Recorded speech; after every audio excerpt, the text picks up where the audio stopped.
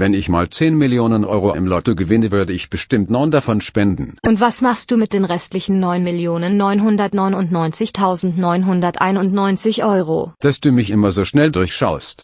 Na gut, die würde ich auch spenden, zum Beispiel an den Lichtblickhof von der heutigen Sendung. Ja, zum Spenden hast du ja bald genug Gelegenheit, Dancer. Am Mittwoch, den 15. November ab 14 Uhr gibt es am Lichtblickhof im 14. Bezirk von Wien den Tag der offenen Tür unter dem Ehrenschutz von Wiens Altbürgermeister Michael Häupl. Es wird der neue Schutzengelstall am Lichtblickhof eingeweiht. Da kannst du dem pferdegestützten Kinderhospiz und seinen fleißigen 2- und 4-beinigen Therapeutinnen einmal über die Schultern schauen.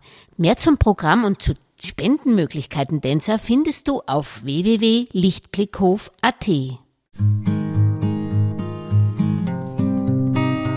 Hallo liebe Hypomaniacs, ihr seid auf Trab, dem Podcast für alle Pferdeverrückten mit Julia Kistner und den 3 Welchis.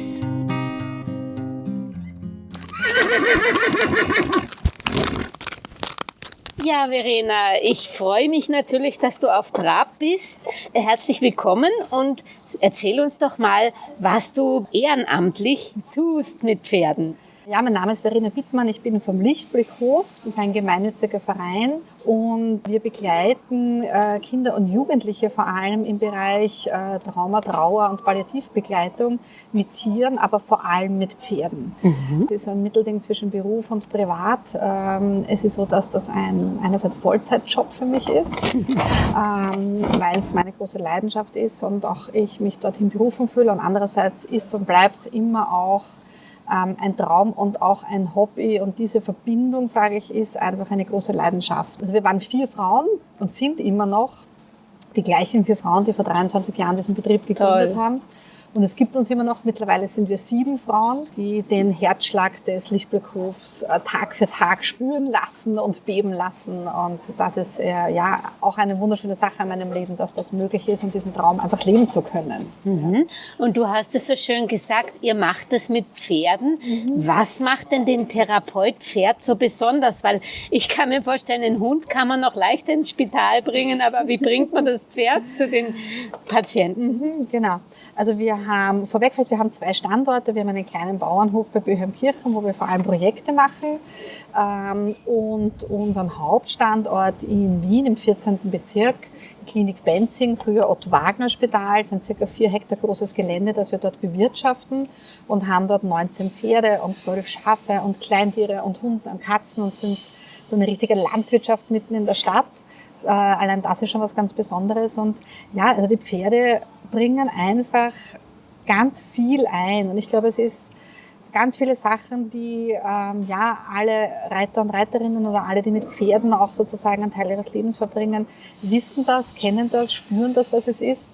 Aber Pferde haben im therapeutischen Kontext einfach auch eine ganz wirklich unglaublich schöne große Begabung aus ihrer Persönlichkeit und aus ihrer Sozialisation heraus.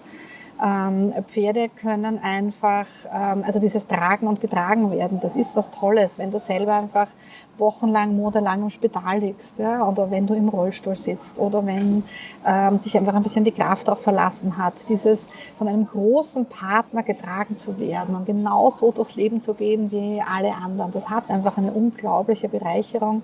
Und ist auch immer so ein Push des nicht Aufgebens und Weitermachens. Und weil du gesagt hast, mit im Spital, also wir sind auch mit im Spital, wir haben eben auch Hospizwohnungen, wo wir Hospizbegleitung machen können oder Palliativbegleitung machen können. Und du hast recht, bei uns können die Pferde auch in die Wohnungen hineingehen. Wie funktioniert das in der Praxis? Wie funktioniert das? Es ist wirklich genauso, wie man sich vorstellt. Unsere Pferde haben eine sehr lange Ausbildungsphase auch, auf die kann ich dann auch noch später ein bisschen dann ausführlicher antworten und lernen einfach, dass sie ja auch die Klienten und Klientinnen in den Wohnungen beziehungsweise bei den Spitalsbetten besuchen dort einfach, weil vielen fällt immer so ein bisschen das Synonym der Pippi Langstrumpf ein und da geht es natürlich manchmal ja die Welt auf den Kopf zu stellen oder einfach gegen den Strom zu schwimmen und das ist bei uns am Hof, dass man einfach mit den Pferden auch in den Tag mit einem Frühstück startet zum Beispiel oder auch noch ein Gute-Nacht-Bussi sich holt, bevor man schlafen geht.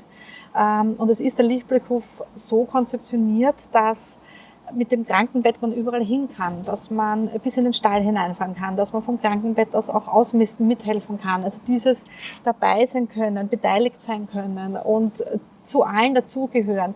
Wurscht, welche, entweder auch jetzt wirklich Behinderungen oder auch welche Bürden einem das Leben manchmal auflegt, weil etwas gerade vielleicht nicht geht.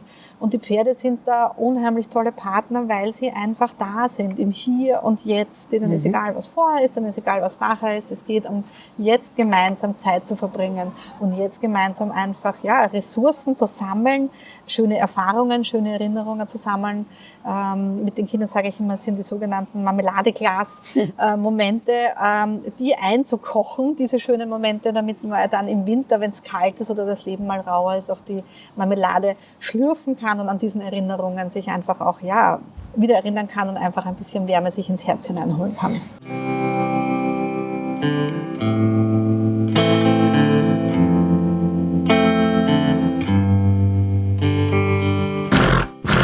Das ist aber jetzt interessant. Also ihr nehmt nicht eure Pferde mit dem Hänger und fahrt vor den St. Anna Kinderspital und fährt mit dem Aufzug ins Zimmer hinein. So kann man sich das nicht vorstellen. Nein. Die Patienten kommen praktisch zu euch. Ja, genau. Also wir haben stationäre und ambulante Möglichkeiten bei uns im Betrieb. Das heißt, wir betreuen in der Woche circa von Montag bis Samstag circa die 300 Kinder und Jugendlichen. Wow.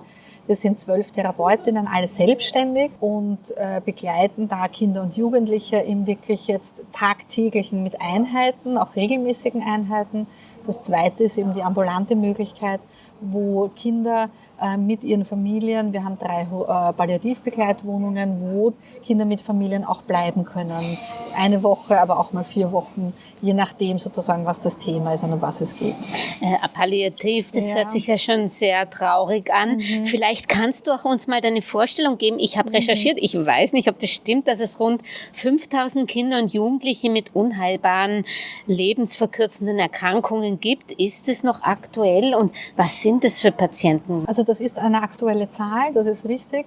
Der Palliativbereich bei Kindern und Jugendlichen, der ist wirklich was ganz Besonderes, weil, um vielleicht ein bisschen auszuholen, es geht darum, dass Palliativ ist der Mensch in dem Moment, wo es eine Diagnose gibt, die nicht mehr das statistisch errechnete Alter erreichbar ist. Ja, das geht. Und das ist aber so, dass es bei Kindern manchmal auch sehr lange dauern kann. Ja, das können dann manchmal 5 Jahre sein, 10 Jahre, was wunderschön ist. Aber diese Kinder oder diese Familien haben eine Diagnose, eine Endlichkeitsdiagnose. Und das ist das, wo es einem natürlich diesen Familien den Boden unter den Füßen wegzieht. Ja? Wenn du plötzlich diese Diagnose hast und sozusagen irgendwie dieses Endzeitszenario, das ist, was eigentlich über allem steht. Und da versuchen wir einfach zu schauen, was ist Lebensqualität, wo kann man begleiten, was wünschen sich diese Familien auch und was wünscht sich dieses Kind, um Normalität, soweit es geht, einfach auch im Alltag zu leben. Und da versuchen wir wirklich für die Familien auch sehr stark für Geschwisterkinder da zu sein und mit denen einfach ein Stück des Weges zu gehen und das, was sie sich wünschen, mit ihnen irgendwie auch zu ermöglichen, bei uns am Betrieb und zu schauen, mit den Tieren und vor allem mit den Pferden einfach ein bisschen die Welt auf den Kopf zu stellen. Wir sind ja jetzt mitten auf der Messe, was irgendwie auch sehr schön ist. Und da geht es auch darum, dass man einfach Star sein darf mal, auf der Bühne zu stehen und Applaus zu bekommen und diesen sprühenden Funken zu spüren, wenn du mit deinem großen Partner Pferd, so wie alle anderen hier, in der Halle reitest und eine Aufführung hast. Und jetzt sind wir mal bei den Patienten gewesen. Jetzt würde ich gerne mal zu dir kommen. Was ist deine Grundausbildung? Weil das würde ja jeder gerne irgendwie helfen, aber es macht ja nur Sinn, wenn man da sozusagen einen gewissen beruflichen Vorausbildung hat für so etwas. Ja. Also es ist so, dass Therapie mit Pferden oder Pferdbegleiten, da gibt es ja viele Begriffe mittlerweile, ist kein Beruf. Ja? Also da gibt es keine Berufskriterien. Und trotz allem möchte ich sagen, dass es eine Sache ist, wo eine fundierte Ausbildung ganz was Wesentliches ist. Es ist in Österreich so, dass es das österreichische Kuratorium für therapeutisches Reiten gibt. Das bietet in 4 Bereichen eine sehr qualifizierte Ausbildung an. Das Kuratorium ist ein gemeinnütziger Verein, das heißt, es geht nicht um Geld und es geht nicht darum, einen Gewinn durch Ausbildungen zu erzielen, sondern es geht sehr klar um Kriterien und Qualitätskriterien auch zu schaffen. Das Kuratorium hat 4 Sparten, in denen werden Ausbildungen angeboten. Das ist die Hippotherapie zum Beispiel, wo es um Physiotherapie mit dem Pferd geht. Es gibt die Ergotherapie mit dem Pferd. Es gibt das integrative Reiten. Das ist eine Sparte, wo es sehr stark um Pferd und Reiten auch als Hobby oder auch bis sozusagen in den Leistungssport geht. Also wenn ich jetzt an einen Beppo Buch zum Beispiel denke. Ja. Und die 4. Sparte, das ist die Sparte, wo ich zu Hause bin, nennt sich heilpädagogische und therapeutische Förderung mit dem Pferd. Das heißt, ich brauche einen Grundberuf. Und auf diesen Grundberuf setze ich dann eine Ausbildung des Kuratoriums. Ich selber bin Sonder- und Heilpädagogik, also das habe ich studiert und habe mich jetzt nochmal auf die Schulbank gesetzt und bin gerade dabei, meine Psychotherapie-Ausbildung abzuschließen. Schön. Und da habe eben vom Kuratorium die Ausbildung gemacht und bin zurzeit auch, was mich sehr stolz macht, auch die Sektionsleitung im österreichischen Kuratorium für diese Sektion. Das heißt, auch wenn da Fragen sind, kann man sich sehr, sehr gerne auch an mich wenden, um vielleicht, wenn jemand sagt, er möchte auch diesen Traum als Beruf umsetzen, bin ich gerne da, auch für Rede und Antwort zu stehen. Mhm. Und hast du selber eigene Pferde? Weil jetzt kommen wir zum zweiten Therapeuten, den Vierbeinigen. Genau. Was hat der denn für Voraussetzungen oder wie bildet ihr die dazu aus? Weil das ist ja nicht so ungefährlich, auch brave Pferde, aber wenn sie irgendeine Bewegung machen und das Kind kann nicht ausweichen, weil es halt nicht die Möglichkeit auch hat, körperlich, wie macht sie das? Ich glaube, das ist so die ganz heikle Frage, weil es natürlich darum geht, dass ich als Mensch über ein Pferd entscheide, ob es in dieser Sparte oder in diesem Bereich arbeiten wird oder nicht, sage ich mal. Ja. Ich finde, das ist so einer der heikelsten Sachen auch. Per se ist meine Erfahrung, dass es nicht eine Rasse gibt oder einen Pferdetyp gibt, der geeignet ist oder nicht. Ich glaube, das ist ein bisschen wie bei uns Menschen. Es gibt Menschen, die sind gute Volksschullehrer und es gibt Menschen, die sind gute Mechanikerinnen. Ja? Und ich glaube, es ist genauso beim Pferd, dass man einfach, wenn man ein Pferd hat, mit dem man gerne arbeiten möchte in diesem Bereich, einfach schauen muss, ob dieses Pferd einfach etwas mitbringt, was in diesem Bereich vor allem für das Pferd sozusagen ein Gewinn ist. Das finde ich immer das Schönste.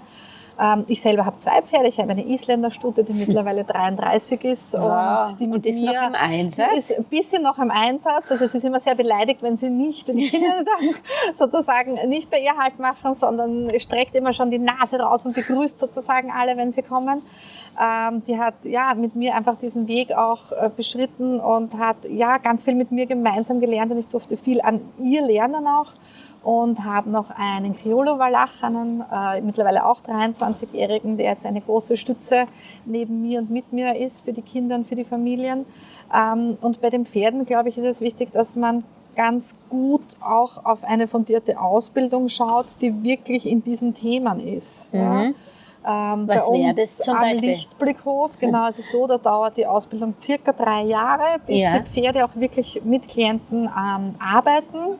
Und wenn ich das also ein bisschen so sagen kann, es ist jetzt nicht immer so ganz, ganz genau, weil es natürlich eben auch vom Pferdetyp drauf ankommt, ist das erste Jahr wirklich so das Thema Grundausbildung. Das ist das, was jedes Pferd auch können sollte, das mit Führen und mit Anhängen und mit Stehenbleiben und mit Gymnastizierung und in diesem Bereich, also wirklich als ganz eine Grundausbildung auch zu haben. Dann ist sehr stark das Thema Materialkunde auch. Das heißt, unsere Pferde lernen sehr viel, die diversesten Materialien, Tücher, neue Wege zu machen, auf der Straße zu gehen, weil natürlich das Pferde sein sollen, die einfach sehr stark selber mitdenken, sehr gut selber entscheiden können auch, ja, und einfach man ihnen durch viele Lernmöglichkeiten diese Entscheidung auch selber gibt, ja, weil sie ja einfach mein Co-Therapeut an meiner Seite sind auch. Ja. Und die 3. Säule in der Ausbildung, da geht es ganz stark um die Beziehungsarbeit. Das heißt, dass Pferde lernen, dass der Mensch gerade in dem Thema Sozialisierung ihnen extrem ähnlich ist. Nur sind Pferde halt vom Körperbau eher jetzt waagrecht und wir sind eher senkrecht. Ja, aber dass ganz viel Emotionen sich durch Bewegung ausdrücken. Und das ist ja das, was unglaublich ist, dass wir in den letzten Jahren endlich der Mensch gelernt hat, dass bei Pferden das ist, dass Bewegung ausgedrückt wird und Emotionen sozusagen das sind, was ich einfach auch spüre. Und dass das bei Menschen genauso ist. Und das wissen die Pferde, das müssen sie eigentlich nicht lernen. Aber das, was sie lernen müssen, ist dieses Umlegen des Menschen und dieses Miteinander arbeiten und natürlich auch das Risiko zu minimieren. Das heißt, ich brauche immer sozusagen einen Stop-Point, wo ich einfach auch dem Pferd, so entweder zum Schutz des Pferdes, aber auch zum Schutz des Klienten sagen kann, okay, jetzt machen wir Stopp sozusagen, jetzt ist auch Ende. Ja. Und ja, da gibt es ganz viele Dinge, die man lernen darf auch. Und es kommt natürlich auch immer darauf an, wie als Therapeutin setze ich mein Pferd ein. Und ich habe viele Kollegen, wir tauschen uns auch also regelmäßig aus auch. Und ich finde es immer wieder spannend, auch anderen Kollegen zu beobachten oder Kolleginnen, wie gearbeitet wird und wie sie ihre Pferde einsetzen. Und das ist das unglaublich Schöne und Faszinierende in diesem Bereich. Ja, wie setzt du die konkret aus? Machst du, ich meine, Reiten ist eins, aber das steht wahrscheinlich gar nicht im Vordergrund. Genau, also das Reiten steht bei uns jetzt am Lichtblickhof per se nicht so sehr im Vordergrund. Bei uns geht es wirklich sehr stark um dieses Körpersprachliche. Und da sind die Pferde ganz toll. Also wenn ich jetzt zum Beispiel denke an einen 17-jährigen Jugendlichen, den ich habe, der einen Hirntumor hat und sich sehr, sehr schwer, also er sitzt im Rollstuhl, kann sich kaum mehr bewegen. Und da ist es so, dass mein großer Wallach, wenn er ihn sieht, dann schon mit gespitzten Ohren und dieses Aufzugehen und einen abschnuppert und überall abblasst und einfach Kontakt zu ihm aufnimmt, auf einer ganz einfachen, basalen Ebene. Ja. Der Jugendliche kann eine Hand noch, also die linke Hand, die kann er noch bewegen auch.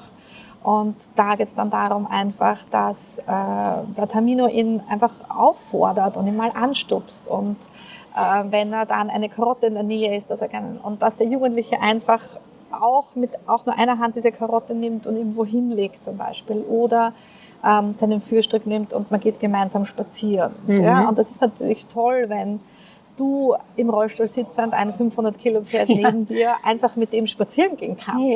Ja? Toll, ja. Und einfach diese große Möglichkeit und auch diese große emotionale Balance gemeinsam schaffst.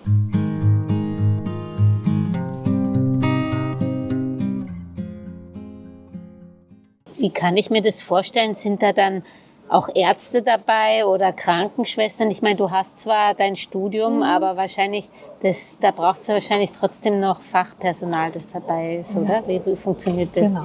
Also ich habe schon gesagt, wir sind 12 Therapeutinnen, die sind sehr unterschiedlich ausgebildet. Wenn aber wir in den Palliativbegleitwohnungen, wenn da Familien da sind, dann haben wir die Möglichkeit, das wird sehr gut besprochen. Also wenn die Familien kommen, dann schauen wir, was brauchen die Familien. Und dann ist es möglich, eine Krankenschwester entweder stundenweise dazu kommt, die auch vom Team, die kommt stundenweise dazu oder bleibt auch mal überhaupt im 24-Stunden-Radl. Wir haben einen Arzt im Team, beziehungsweise sogar 2 Ärzte im Team, die dann immer wieder kommen, wenn was gebraucht wird. Das heißt, das entscheiden wir in einem Vorgespräch mit den Familien, was sie, wenn sie für diese Dauer des Aufenthalts bei uns sind, was sie gerne brauchen, was sie möchten. Und das beginnt manchmal beim Essen, sage ich, und endet dann natürlich auch, oft ist es ein Spezialessen, aber das endet dann auch, welches Team braucht es, damit ich diese Familie in der Zeit gut begleiten kann. Schön ist ja, dass ihr die Familie mit ins Boot nimmt, weil oft vergisst man ja, du hast es ja angesprochen, die Geschwister, die natürlich dann den Bruder oder die Schwester überleben. Ja? Also die müsst ihr wahrscheinlich auch, dürft ihr auch nicht vergessen, oder? Genau, die spielen bei uns sogar eine sehr, sehr große Rolle, weil aus unserer Erfahrung gemacht hat, dass die Geschwister wirklich unglaublich viel verlieren in ihrem Leben. Da ist ein großer Verlust, und zwar nicht nur auf der Verlust eines geliebten Menschen, sondern ja auch auf der Verlust von einer unbeschwerten Kindheit, einem unbeschwerten Aufwachsen, einer Mama, einem Papa, die einfach sehr viel Zeit und Ressource brauchen, um das andere Kind zu begleiten und zu betreuen. Das ist uns ein ganz ein besonderes Anliegen, und das sind die Pferde unglaublich schöne Partner, die ja auch mal, ich sage immer, man darf auch mal schreien, man darf auch mal im Galopp durch die Halle, und auch zwischen seiner Wut Ausdruck geben und seinem Zorn und seiner Ohnmacht, aber auch sich mal schweigend ins Fell vertiefen und ein paar Tränen verdrücken und einfach getragen werden. Mhm. Ja. Wie gehst du eigentlich selber damit um, wenn du weißt, du wirst irgendwann diesen Klienten mal verlieren? Habt ihr da dann, klar, du machst jetzt Psychotherapie, hast du gesagt, aber habt ihr da auch dann seelische Betreuung oder wie macht ihr das selber, dass ihr damit umgehen könnt? Ja. Also ich sage immer, solange mich jeder Mensch nicht begleitet, noch berührt, weiß ich, dass ich noch richtig bin in meinem Job. Ja. Das ist mir mal das ganz, ganz Wichtige. Und ja, ich verdrücke viele Tränen, aber ich lache unglaublich viel mit den Familien und auch mit den Kindern, mit den Jugendlichen. Ich glaube, ich habe das weltbeste Team an meiner Seite. Ja, wir tragen uns auch ein Stück des Weges und das seit 23 Jahren. Und ich glaube, das ist auch ein bisschen das Geheimnis, dass diese Solidarität miteinander und auch den Mut miteinander, dem Tod in die Augen zu schauen. Ja? Das ist ein Stück dieses, es auch aushalten zu können und zu dürfen und eine Ehre zu haben, mit diesen Familien diesen Weg zu gehen. Und ja, wir haben auch Supervision, wir haben Intervision. Also es ist sowohl natürlich dieses fachlich qualifizierte Begleiten, aber es sind vor allem die tollsten Menschen an meiner Seite und ich habe die tollsten Pferde. Ja, und Tiere kennt man ja, die öffnen viel und tun auch also sozusagen die Barrieren zwischenmenschlichen sofort abarbeiten. Das heißt wahrscheinlich tun auch die Klienten euch anders aufnehmen wie ein Arzt den Weiß oder so, oder? Das ist wahrscheinlich auch anders. Ja, das glaube ich schon. Also es ist, was ich das Allerlustigste oft finde, ist, dass es gibt ja doch auch immer wieder Klienten, die man dann auch Jahrzehnte später sieht und wieder trifft und so, also gerade so auf Veranstaltungen. Und da finde ich dann sehr oft lustig, dass die wohl sich noch an den Namen ihres Pferdes erinnern können, aber gar nicht mehr so sehr an meinen Namen. Aber ich trage das mit Humor und ich finde das auch irgendwie die schönste Bestätigung für das, was ich mache. Und ja, es ist irgendwie auch dieses, man ist sehr auf Augenhöhe miteinander. Und das, glaube ich, ist in diesem Gesamtkontext und in diesem Dreieck zwischen Klient, Klientin, Therapeut, Therapeutin und Pferd, ist es einfach schön, dass es so ein Miteinander gibt, auf einer gleichen Augenhöhe. Und das ja, ist was sehr Besonderes, erlebe ich auch so.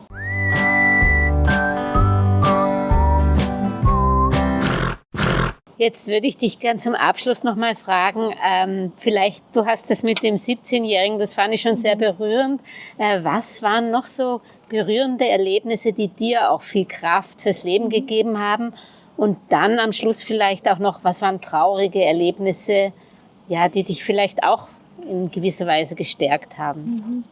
Ich weiß gar nicht, ob man das so trennen kann voneinander, ob nicht die traurigen Erlebnisse gleichzeitig auch die schönen Erlebnisse sind. Und beides einem sozusagen schwächt und stärkt, irgendwie auch fürs eigene Leben. Also was mich auch sehr berührt hat, ich habe vor circa über einem Jahr jetzt ein Mädchen übernommen, die einen Gendefekt hat, der einmalig in Österreich ist. Also das ist natürlich etwas, was eine Familie ziemlich herausfordert, weil du eigentlich keine Spezialisten hast.